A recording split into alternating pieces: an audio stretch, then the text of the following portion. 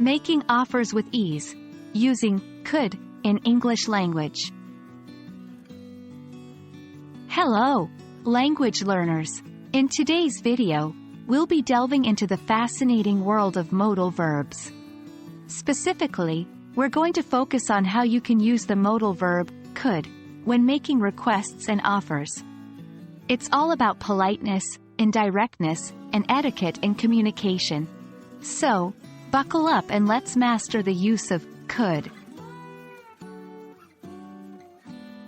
Before we get into the specifics of making offers with could, it's essential to understand what this word really signifies. Could is a modal verb used in English to express various states of uncertainty or possibility. In the context of requests and offers, could is used to make statements more polite or less direct, thus helping us avoid sounding too commanding or blunt. When it comes to making offers, could is an incredibly handy tool.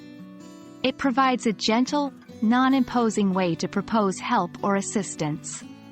The typical structure for making an offer with could is I could plus base form of verb. Let's look at a few examples. I could help you with your homework if you want. We could bake some cookies for the party. You seem tired. I could drive you home. In each of these sentences, could softens the statement, turning it into a polite offer rather than a direct action. Sometimes, we want to make an offer without directly stating it. This is where could really shines. By forming a question with could, we can imply an offer in a subtle and direct way. The structure is could plus subject plus base form of verb. Here are a few examples. Could I make you a cup of coffee? Could we assist you with the luggage? Notice that these sentences seem like questions, but they're actually offers.